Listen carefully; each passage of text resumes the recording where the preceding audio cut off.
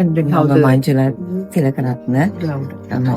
වෘත්ති වශයෙන් මම කරේ පළමුවෙන්ම ප්‍රී ස්කූල් ටීචර් කෙනෙක් විදිහට වැඩ කරන එක. අඩුවා දෑම්ලාවි පවුලකින්ම ඇවිල්ලා බබයි පුතයි දුවයි පුතයි ඉස්කෝලේ මේ ඉගෙන ගන්නවා. තාම දුව ඉස්කෝලේ එකේ ඉන්නේ. දුවත් එක්ක තමයි මේ වගේ වැඩ ටික. දැන් මම දුව හවුල් කරගෙන වැඩ කරගෙන යනවා. ඉස්සරම රුපියල් 10000කට පොඩි ණයක් තමයි මම මිස්කෙන් ගත්තේ. ඒකෙන් තමයි මම මේවට ඕනේ පොඩි රෙදි කෑලි මේ අරගෙන ඒවා මැච් කරගෙන තමයි ඉස්සරම මේක පටන් ගත්තේ. ඒකෙන් අලෙවි කරලා එන ආදායම අරගෙන තමයි ඊට පස්සේ මම මිස්කෙන් ආය රුපියල් 15000ක ණයක් ගත්තා. ඒක අරගෙන මම බතික් වලට ඕනේ කොස්මෙටික්ස් මේඩයි ඉටි රෙදි අමුරෙදි ඒ ටික අරගෙන ඒකෙන් විති සර්විස් පටන් ගත්තා. ඉස්සරම වගේ කරන ඒවා චුටි ෆොටෝස් හදලා ඒවා අලෙවි කරන්න.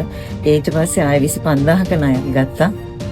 දැන් මාස 4කට කලින් තමයි මම 40000ක ණයක් අරගෙන මේකයි අමුරෙදි වලින් බෑ පින්තාල් කරන එකයි චුනම කරගෙන යනවා. බබල දෙන්නටත් උගන්වගෙන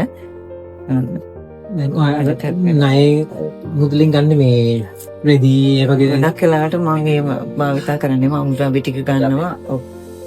ටිකක් ගණන් වැඩි බතික් කරනකොට ඕනේ වියදම ඇත්තටම වැඩි නිසා ඩයි වලට එහෙම ඒ කාලේ කොයි විදිහයි කල්පනා කරන්නේ මාසෙකට කීයක වගේ ආදායමක් ලැබෙනවද? මාස අවුරුද්දකට මාසෙකට 45000ක ආදායමක් ගන්න පුළුවන් තත්ත්වයට මෙතුමිය මාව උඩට අරගෙන.